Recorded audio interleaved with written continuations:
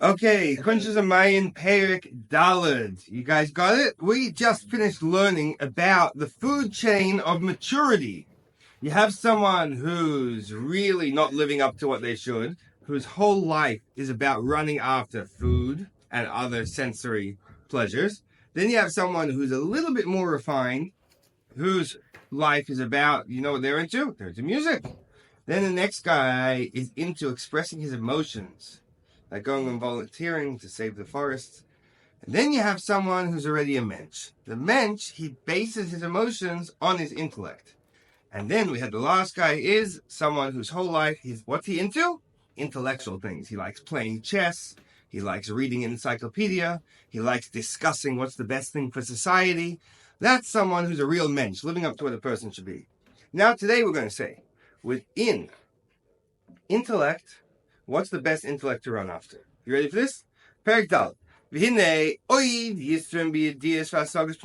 another advantage in learning and understanding the inner part of the Torah. Remember, last year we were talking about the outer part of the Torah and the inner part of the Torah. There's another advantage in the inner part of the Torah. Because through learning it, you come to love and fear Hashem. So it's not only about what part of you the Torah affects when you learn deeper parts of Torah or outer parts of Torah. Deeper parts of Torah have a bonus, that they make you have a love of Hashem. This is what it says. You should know today you should place it upon your heart. Now what does that mean? Yediyah, knowing, when you learn these things and you know it, then it'll be placed upon your heart. It'll affect your emotions. So maybe this brings you to serving Hashem wholeheartedly, meaning with all your emotions of your heart, both love and fear. The Iggeret HaKodesh, like the Alter Rebbe writes at the end of Iggeret HaKodesh, and also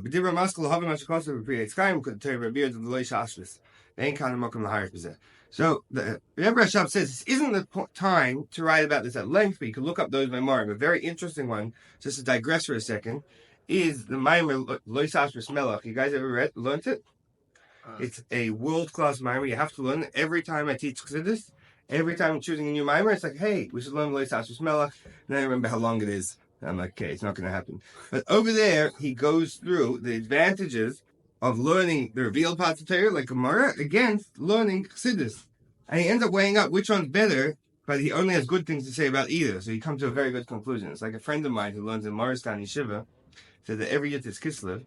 And the Ring was, you had, on one side, you had Melech Tzvibel, and on the other side, you had Rabbi Gantz. So Melech is someone who is a world genius in Nigla. He knows every bit of Gemara there is to know. But his whole life is about learning Chassidus. And he would spend the whole time talking about how the greatest thing he could do is learn Chassidus. Rabbi Gantz has obviously got a fantastic knowledge of Chassidus, but his whole life is dedicated to learning Nigla. So he spent the whole time talking about all the miles of learning Gemara. So you had this like yearly debate. And obviously they only have good things to say. No one's putting down the other side. So the Bach will come out with a new respect for both learning Nigla and Chassidus. Anyway, you should definitely learn that Maamer. So now let's get right back into it. We're talking about how there's an extra fantastic mileage learning Chassidus that makes you have love and fear of Hashem. For example, I'd just like to say a story of, in the times of the Alter Rebbe, there were two young Chassidim who had been attracted to the teaching of Chassidus and saw how much it picked it up their entire Yiddishkeit.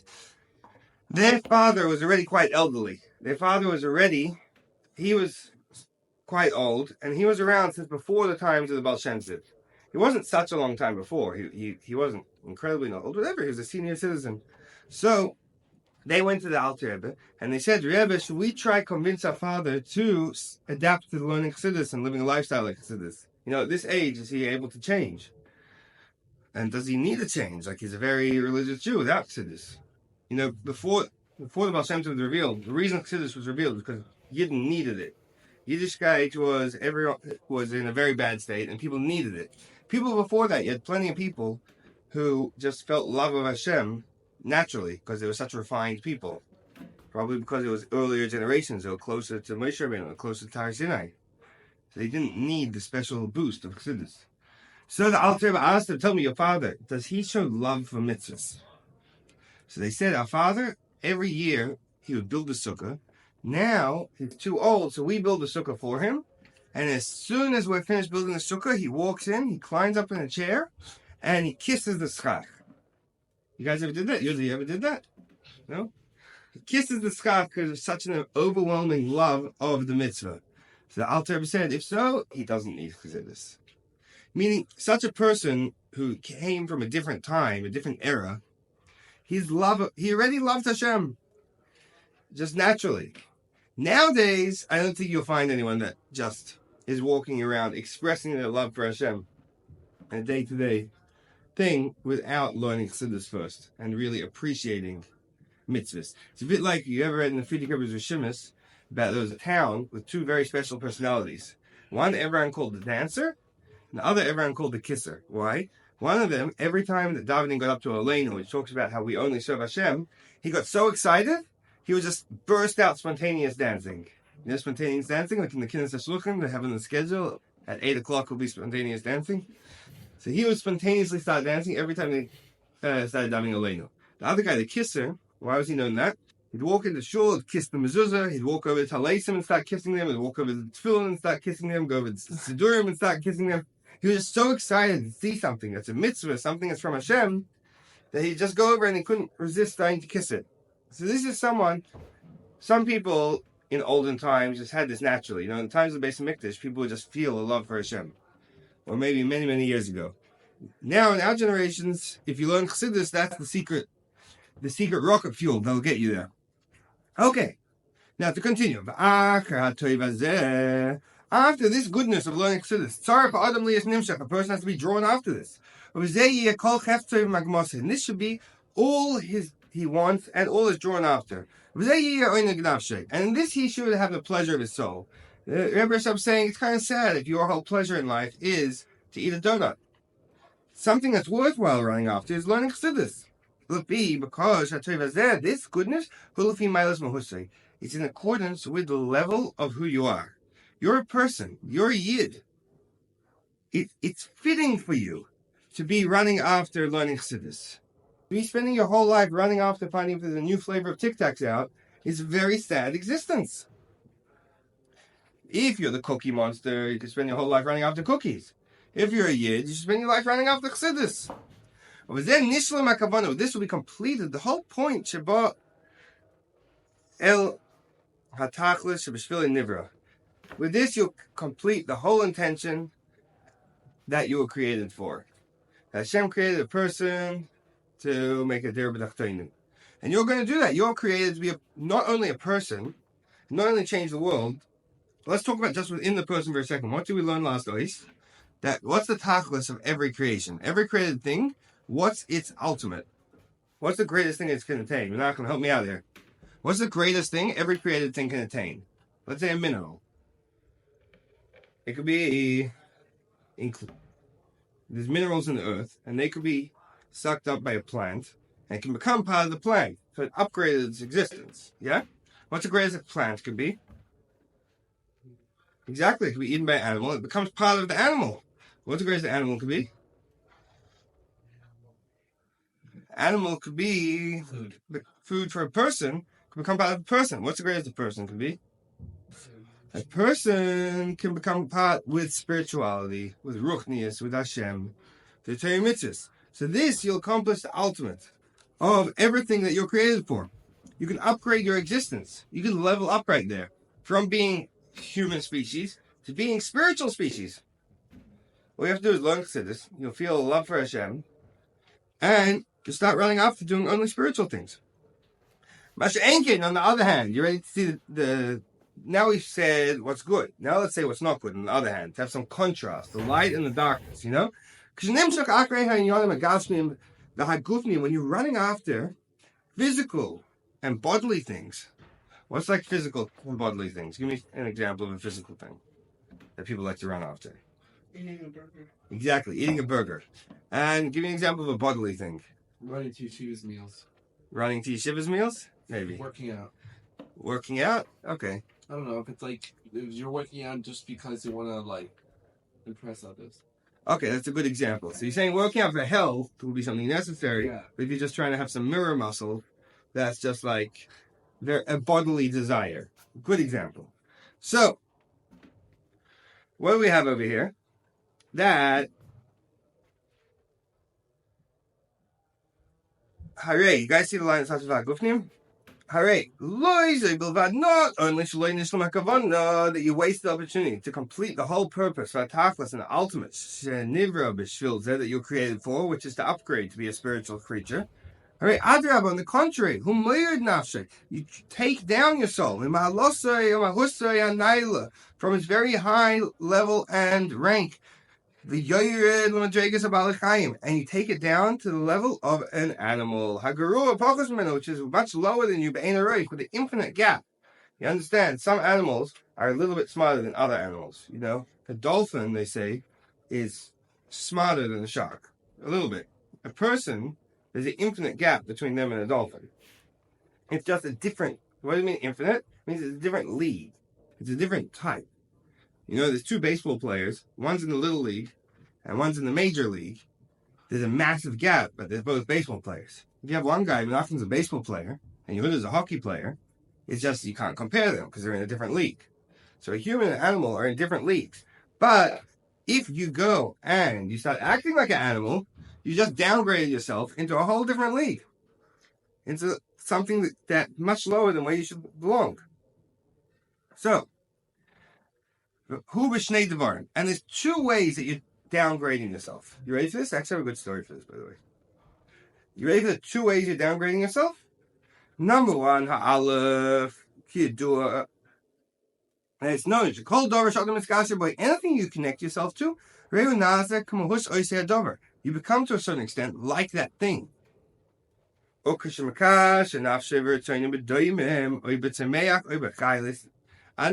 when you connect your soul with something that you want to take pleasure from, which pleasure is a very deep place in a person. So let's say you want to take pleasure from a mineral object, or a plant object, or an animal object. You know, how can someone have pleasure from a mineral? They love wearing diamonds on them. Love wearing diamonds. Wow, that's a good example. How can someone receive pleasure from a plant? Saving forest. Dedicate your life to saving the forest? Okay. It likes a different sense from it. Oh, buy some nice flowers. It smells nice. Get some essential oils. And how can someone derive their pleasure from a animal? He likes their hides, or he likes to eat meat. Likes to eat meat. Okay. Does. Or maybe he wants to go to the dolphin show at the aquarium, and that's what he does every day for his life. At 3 o'clock every day, he's in the audience, front row, in the splash zone, clapping away. Fine. So what happens when you're receiving your pleasure from something? You become like them, because pleasure is something very deep in a person. It's part of keser, it's part of the makifim of a person.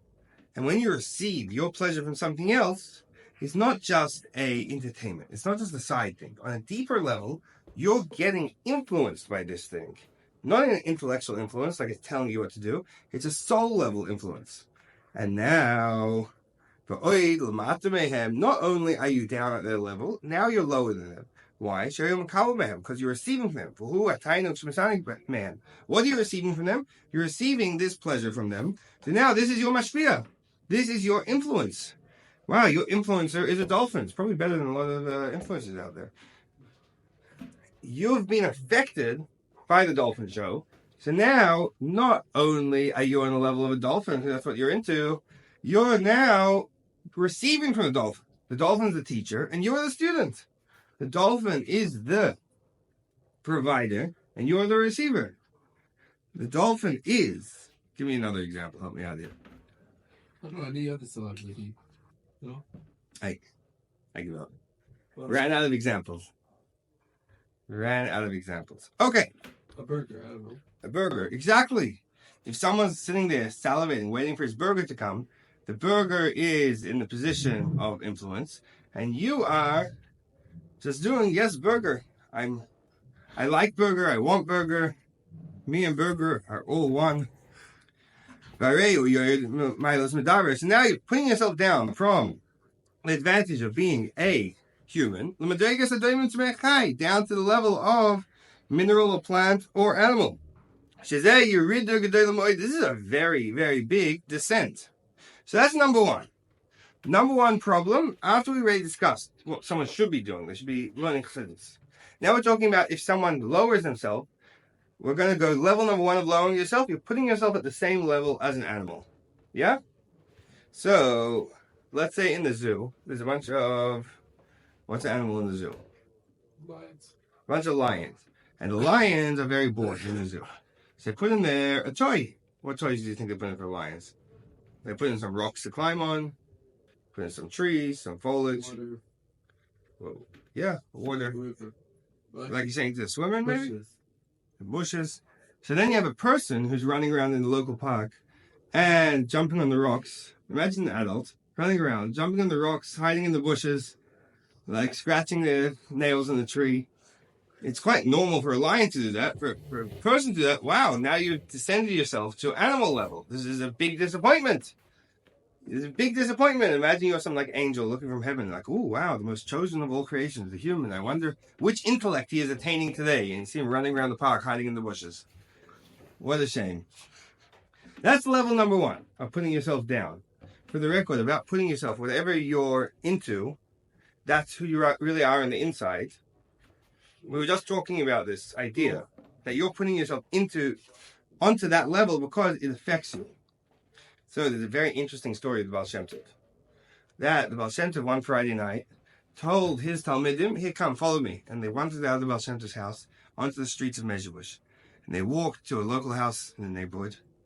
And they looked through the window. The Baal Shem Tov says, look through the window. And at the table, they see a Jew, a Fruma Jew, with a streimel and a spodek, dressed in his Shabbos finest. And in front of him was a table laden with the most fine foods you could get. And he had his gefilte fish and his herring and his kugel and his challah. He's got it all over there. And he's sitting there and he's chomping away. He was eating and stressing, devouring the food. He was all into it. And the Chassidim saw suddenly a very scary sight.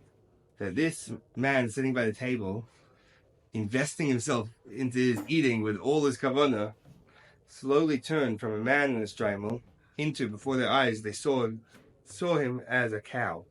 Sitting there, a cow, eating, wearing a streimel. So obviously the man didn't actually turn into a cow, but the Baal Shem Tov allowed them to see the inner dimension. On the outside, obviously he was still a person, physically. But they had a vision of what he is on the inside. That you're outside, you're a person, end of story. You're inside, your emotions, depending on what you invest yourself in.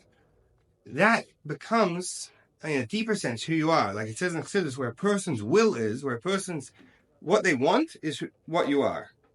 Or another saying in Chassidus is, what you think about is what you are. So let's give you an example of someone who has an obsession. Yeah, let's say it's the Super Bowl coming up. In a few days. I don't think it is, but yeah, let's say the Super Bowl is coming up in a few days. 3 weeks. And you have someone, Don't ask me how I know. a bocher, who's sitting, his whole life is about the Super Bowl. Every day he's talking about it, he's thinking about it, he's acting on it, he's practicing in case they call him up to play, which is highly unlikely. His whole life is about it. So on the outside, he's a bocher in yeshiva. He has a white shirt, he has a hat and jacket. On the outside, nothing changed. On the inside, on an emotional level, that football is his life. That's everything he's got in his life. That's everything that's going on for him. On a deeper level. Obviously on the outside, it's just the same as everyone else. On the inside, it's a totally different story. So what you receive from, what you're into, that is, in a deeper sense, who you are. You ever heard the saying in Hebrew, they have a good saying, Chai b'seret? Someone, you live in a movie. Some guys, they're walking down the street and they're walking into the poles. They don't even see what's going on. They're too busy thinking about the movie they were watching. I think Chai b'seret, they use it a bit differently, no? They say someone who's like very extroverted. So, that's level number one. You become like what you're into. Like they say in English, you are what you eat. Yeah? Now let's find out level number two. And this one is a lot more serious, but happens simultaneously. Level number two. That looking at the advantage and the level of a human, this person is a lot worse off. Why? To be rid from and when you make your soul descend and run after very lowly things, like, for example, a lollipop. The person who should be attaining wisdom is running after a lollipop. And in this you find the pleasure of your soul. You know, people say they need to find themselves. People travel to India. People go, they read books. They take courses. They look to find themselves. And this guy ate a lollipop and he's like, I found myself in this lollipop. Now, you know what about this guy? It's a very, very sad situation. Harehu Guru is actually lower behema than an animal. Why? Until now we just said, you act like an animal, you're like an animal. Fine, simple. Why is this guy worse off than an animal? You ready for this? Because, very simple reason. Because Shabehema, the animal, Ein Lo Das, doesn't have any understanding. Any Das, doesn't know about anything higher or better. The animal just knows there's grass, so it eats grass. But the person, that was given to him, understanding. When he's acting like a behema, it's lower than it. So, let's talk about this. Let's say you're on a flight, and it's your lucky day. On your flight, sitting right behind you, the seat behind you, is a 2-year-old who's grown just enough that his legs are able to kick the back of your seat, throwing an absolute tantrum for the entire flight from here to San Francisco. Let me ask you, would you guys blame the 2-year-old for throwing a tantrum? No. I wouldn't blame the 2-year-old. It's quite normal. 2-year-olds throw a tantrum sometimes. It's a very foreign environment. A plane might be scary. The kid missed his nap time because they needed to make it to the gate. I don't blame him. Okay, he's a 2-year-old. 2-year-olds throw tantrums. It might not be so comfortable for me if I'm sitting right in front of him. You know, I might have a sore back after the flight. But what can I do? 2-year-olds throw tantrums sometimes. Now, same scenario. Your next leg from San Francisco to Hong Kong. Same thing. Guy behind you is throwing a tantrum and kicking you and screaming the whole flight. But this time, it's his 35-year-old businessman from Manhattan. Now what do you think about the guy? Yeah? What? Swap man, get away. Yeah? He's a little bit loco. Why? They're both people, and they're both doing exactly the same thing. The reason is, a 2-year-old acting like a 2-year-old is something normal. A 35-year-old acting like a 2-year-old is a major issue. It's a major, major issue. It's the same thing with a human and animal. If an animal's running after grass, okay, it's an animal, but it's acting like an animal. It's normal. If a human's running after grass, not only are you acting like an animal, so it's like, okay, now you're an animal. No, you're not. At the end of the day, you're a human. And you know, you could be learning intellectual things. You could be expressing feelings. Instead, you're running after a lollipop. That means that you're something wrong with you. You're a bit of a broken human. Obviously, it doesn't mean there's anything wrong with you if you run after a lollipop. We're talking about the idea for the moment. So he's lower than the animal. And now we're going to see something very interesting about Yatush Kodmach. You guys ever heard of the Yatush? My good friend the Yatush? You're about to find out.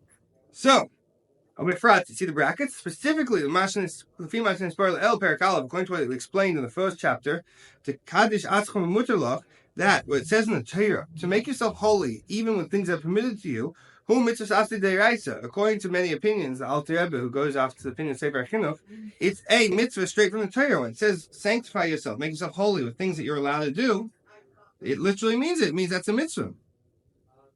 So then when you run after physical things, because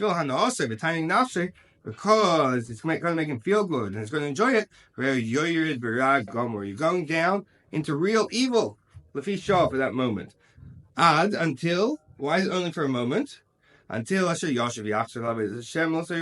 you go back, return to Hashem and to His Torah, and then what happens?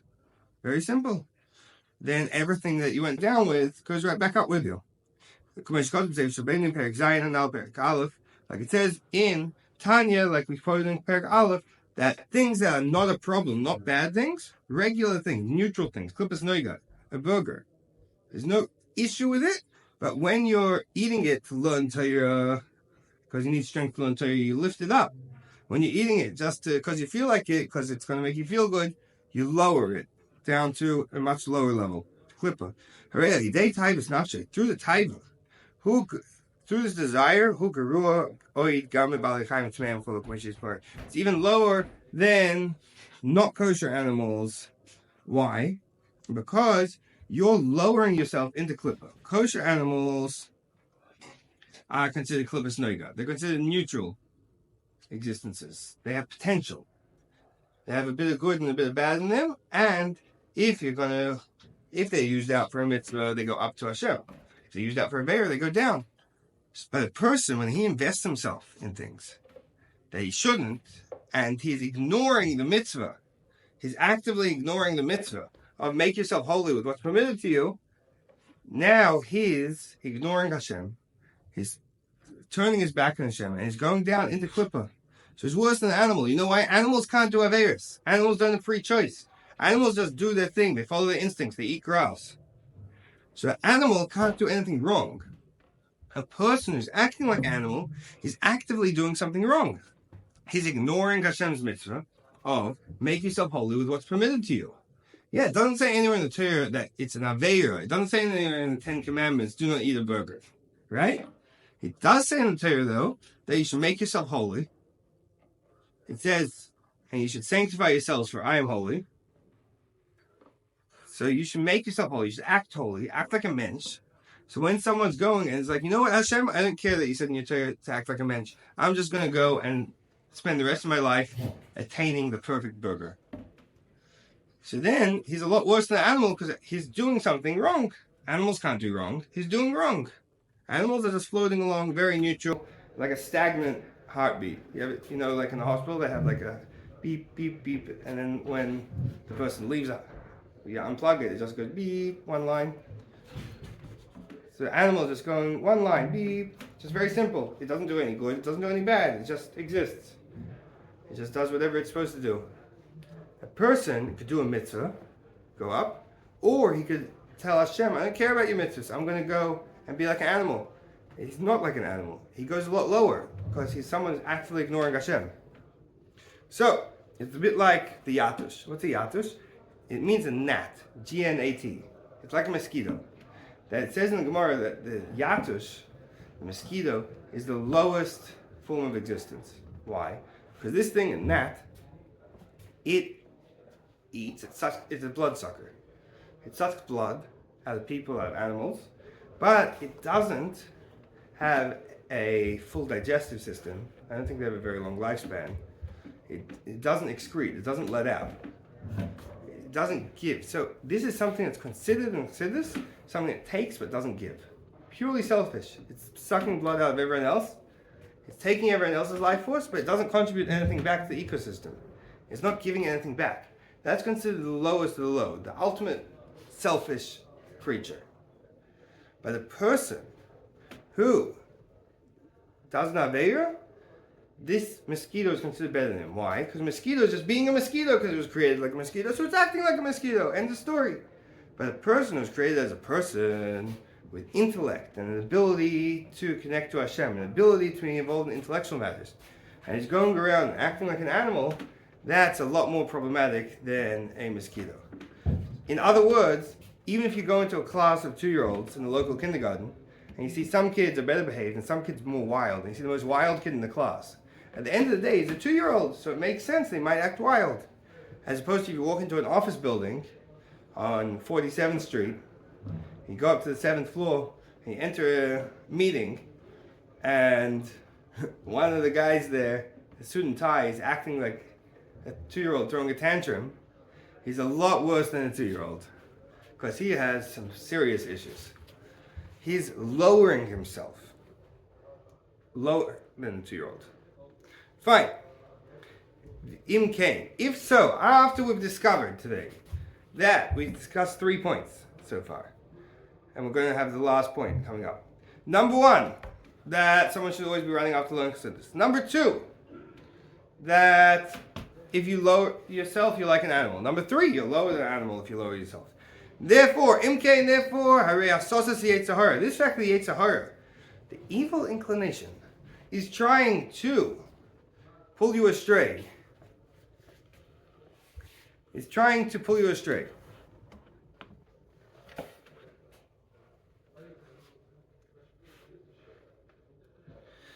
That is trying to convince you to go after all these silly things. It's incredible foolishness. That is taking you astray from the way that's true and correct and upright. It's just covering over and blinding your eyes. Because when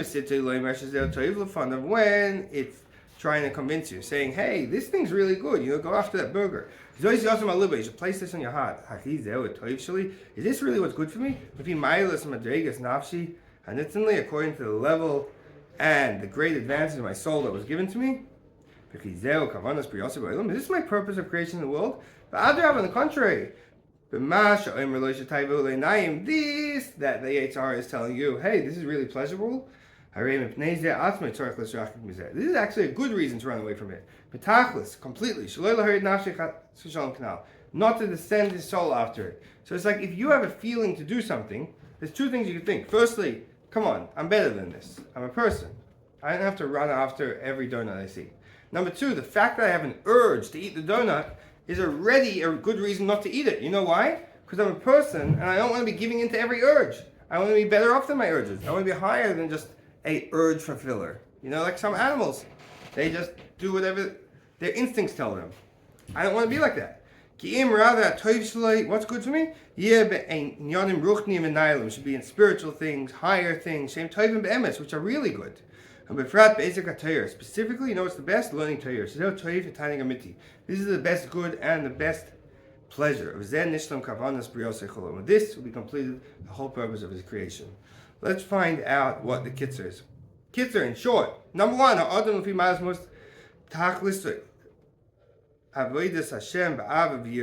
person, what's the ultimate of his purpose, according to his level, is serving Hashem with love and fear. Number 2, when someone's drawn after physical desires, he descends his soul to be drawn after what's lower than him.